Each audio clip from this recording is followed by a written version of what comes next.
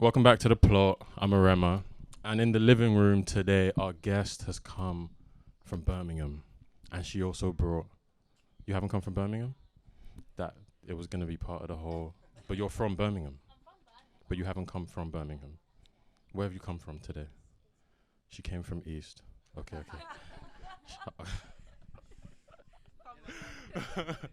Take two.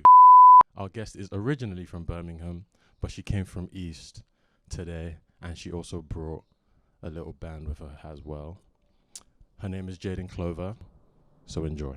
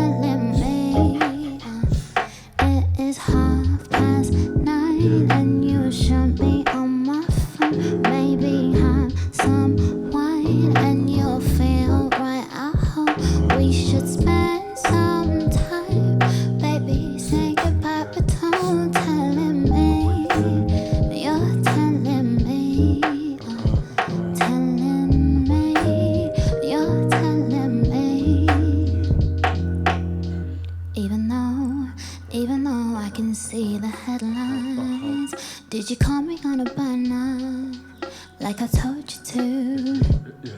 You don't want nobody listening, even though it's cool. Cause I can see the headlines. Mistress, or she really just a friend? Oh, I don't care. Amy, did you call me on a banner like I told you to? You don't want nobody listening, even though it's cool. Cause I can see the headlines. Mistress, or she really just a friend? Oh, I don't care. Jack, did you call me on a banner like I told you to?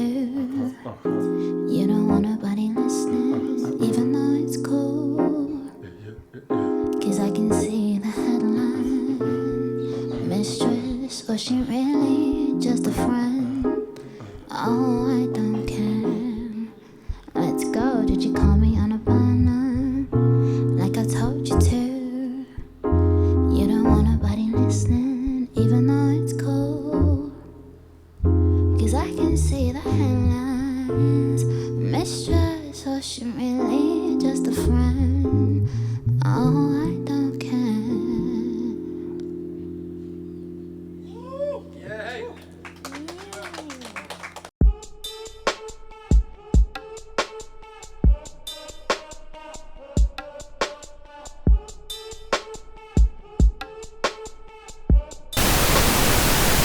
All right, welcome back to The Plot. I'm Arenma, and in the renovated living room today, we have Jaydonclover.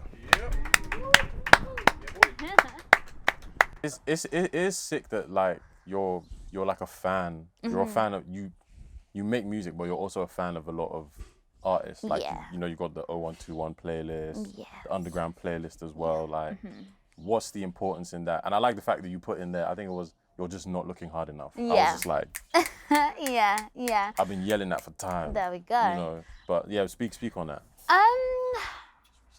I just think there's space for everyone. Mm-hmm. You know, like, I'm not just gonna go around and be like, oh, this is just about me. Sorry, liking music, gonna tell you in private, but it's not about me. It's not my vibe. And I just think if I like my music and I like their music and you like my music, then you'll like their music. Type shit. So I might as well just put you on. Yeah. And people just don't look hard enough. People just like you see on Twitter all the time, oh, the UK R&B is this, oh, rap is that, this. And it's just like, yeah, stop looking at what's being fed to you. Feed yourself, look, search, because there's just so much. And like even the first platform that kind of showed me love, Bedroom Frequencies, they dig, they search, they look for people. And that's what I fuck with, you know? Bedroom Frequencies. Most definitely. And I think to add to what you were saying, like you said, you go on Twitter and you see people going like, oh, there's been no good music this year. And it's like, why do we keep fanning that flame too? Because if no one responded to them people, the conversation would die. True. Do you get what I'm saying? True. Yeah. I just don't I don't know if you had anything to add to that. Not really. When I see it, I just roll my eyes and keep scrolling because I know. It's got to that point. Yeah, because I know where to find people. But then at the same time, music is oversaturated and there's no quality control, which I hate. Yeah. So, yeah, it's a bit of a. So the thing is, how does one now find the balance between maintaining a certain, I guess, quality control threshold and not gatekeeping?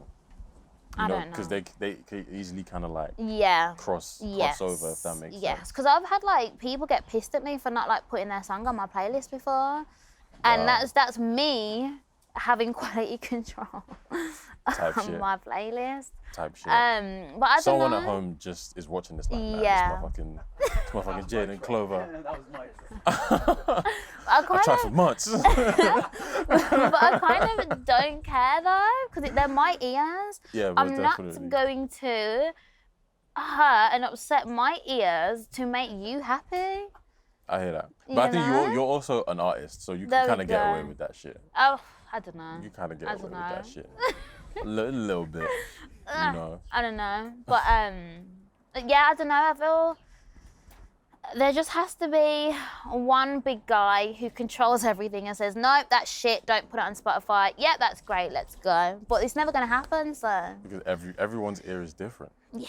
So. Exactly. Like, people that, like, I respect, forget it, I'm not going to say it. Go on. No. Please do. Please do. People that I respect highly like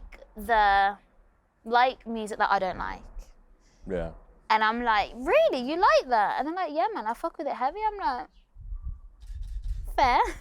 Maybe they fuck with an aspect of it. Devil's advocate, of course. Maybe. But I don't know. I just have quality control.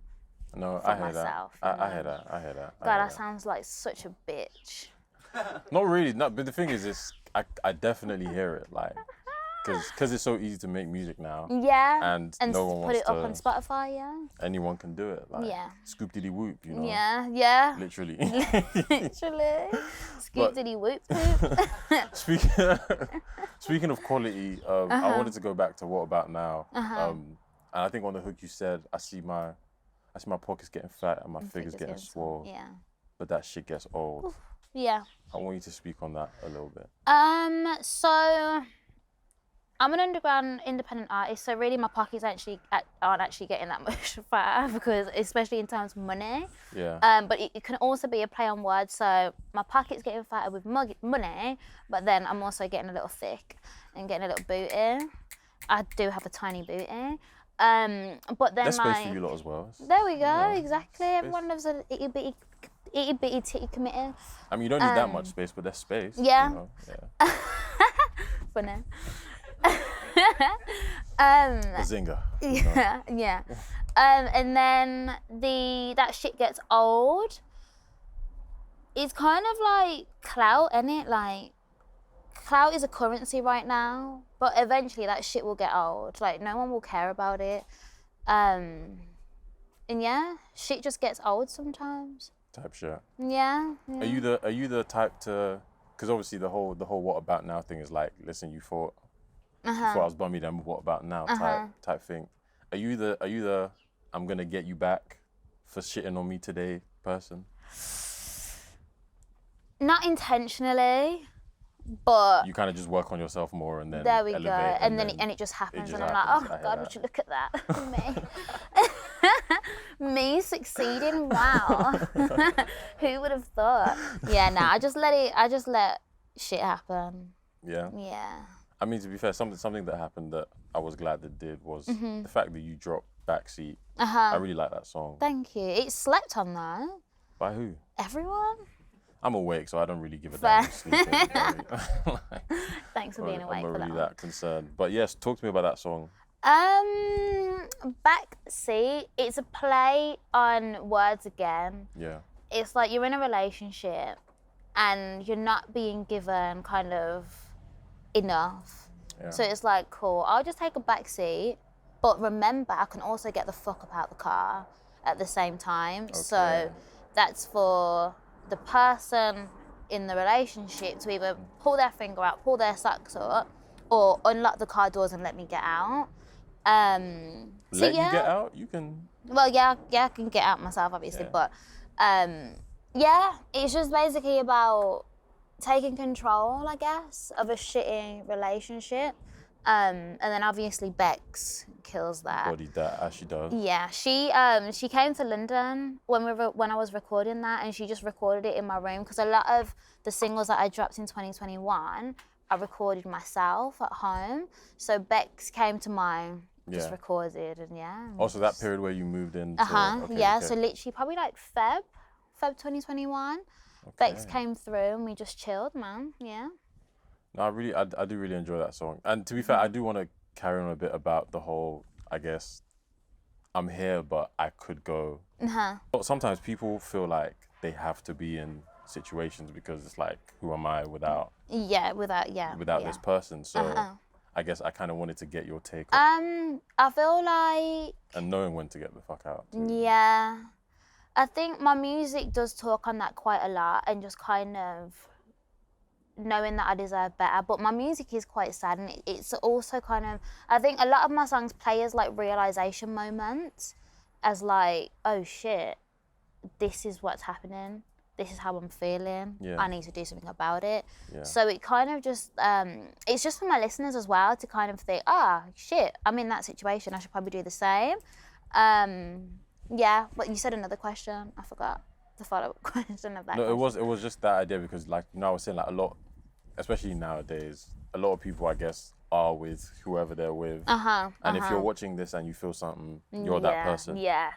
Where you're with person X, Y, Z, just because you feel like you have to be there. Do you get where I'm coming from? Yeah. And personally, I don't know. I feel like you'll probably see on some of my bios lesson/blessing, and that's how I judge people on either they're a lesson or a blessing in my life. A lot of people are just lessons that you have to learn from and just, that's a fact. Keep it moving. That's a fact.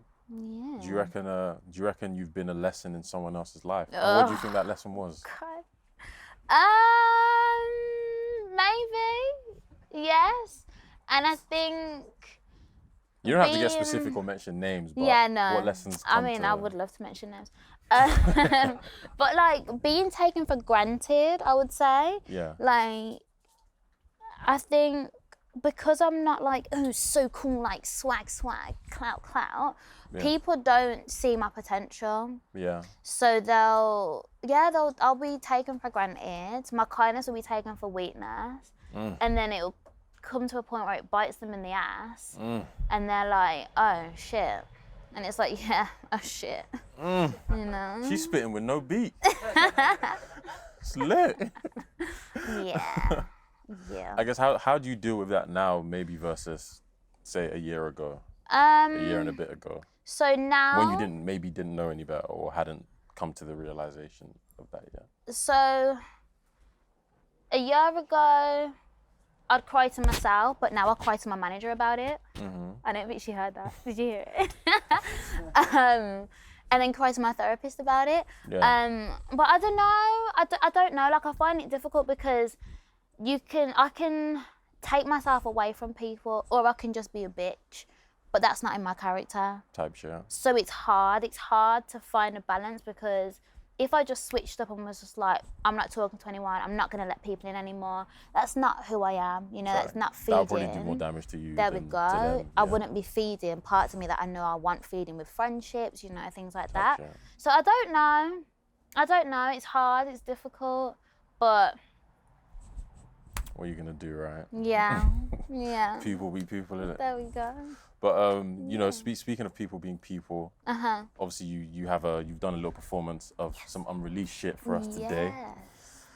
I want you to tell me this sneaky link story. Sneaky link story. Yeah. Okay. Because that's what I took from it. So the track's called 9:30, and it's got ad libs from Phil. Shout out Phil. And it's just basically, it's a character. It's not me. It's a character. Yeah. But basically, this character. I'm seeing the pattern now. This character's basically talking to this person. Like so it's like, let's say like it's an IG baddie.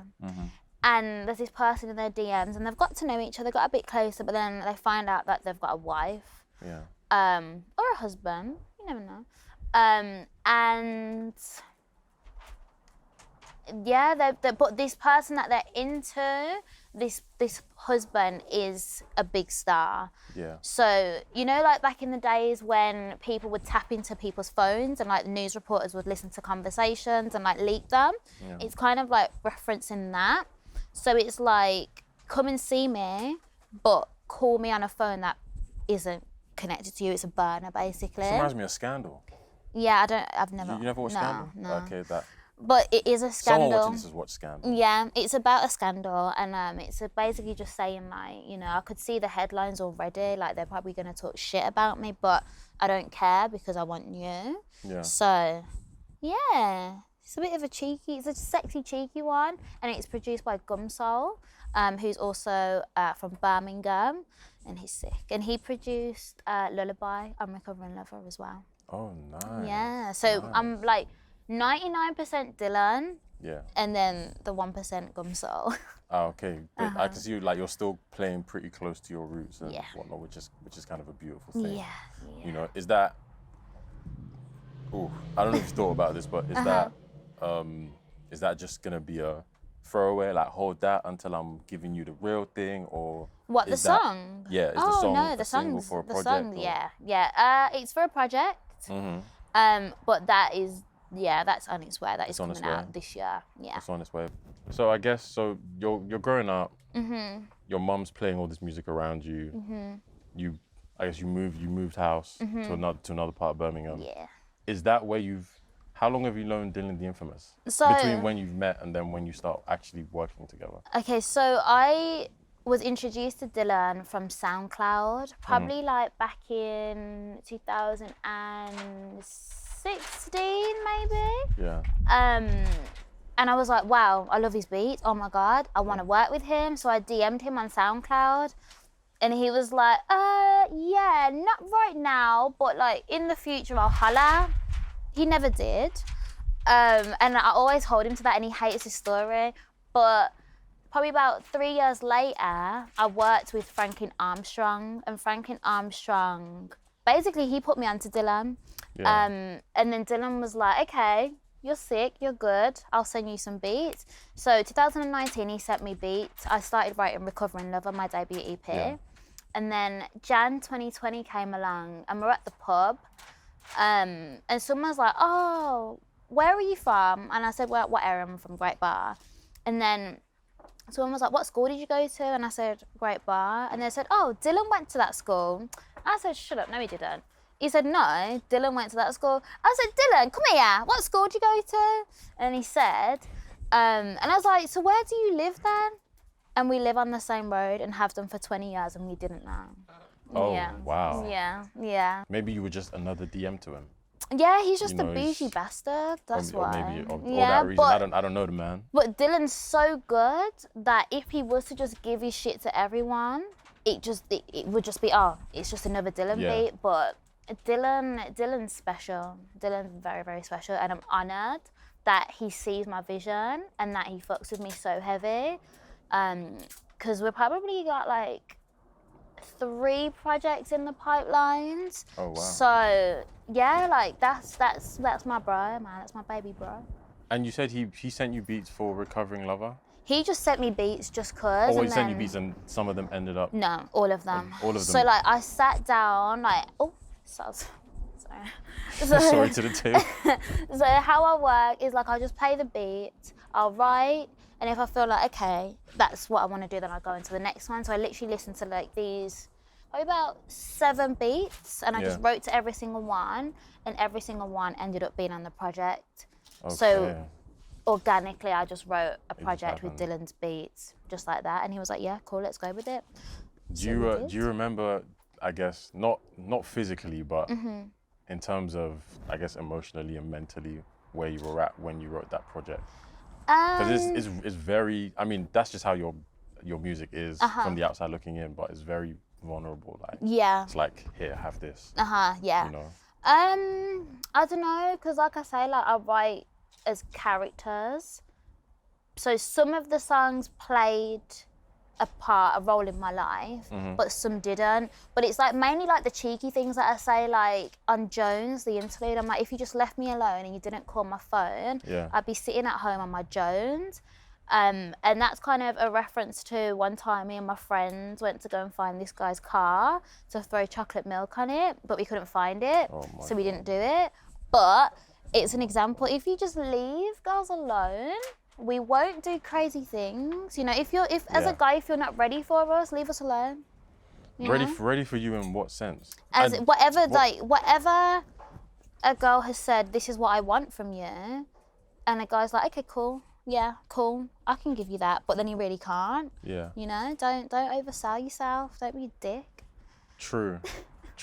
Can we get into this because Oh can we no. get into this? I agree with you. And for all my male dream sellers out there, sort yourselves out, please. Yes, please. However, Oh, God. there's always Oh, however. no. Every story's got 3 sides, you know. There's always a however. However, Yes. if he's let you know, or actually, I take that back. We're gonna go with if it's not a personal story. It's not a personal story. It might be. It might be. But where am I going with this? Right. Okay. Yeah, Cool. I don't know where you go. If he's told you, okay, if he's told you the dream, right, and deep down you've clocked that that's not what, that's the reality is not the dream that he's tried to sell. Why stay, and then get pissed when it still goes to shit? I don't know. You can't ask. Oh, I just touched the mic. Sorry. I don't know. You can't ask this Jaydonclover Why? because I don't do that anymore. Okay. Jaydonclover, that was right in Recovering Yeah, Lover. yeah. That was her reality. Yeah. I'm like, no, like. Yeah, but you can still pull No, from that lady. no, I can't. I feel like that's a good way to get out of that question, right? I mean, you can, but it's like, but you get where I'm coming from. I don't know, because I think You know.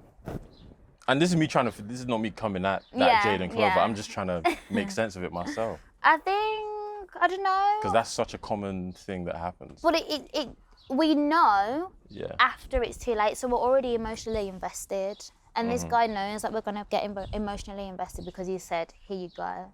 This is what I want to do. This is what I want. So we get emotionally invested and then we're like, hang on, this is a bit different. You've Yeah. switched up a little bit.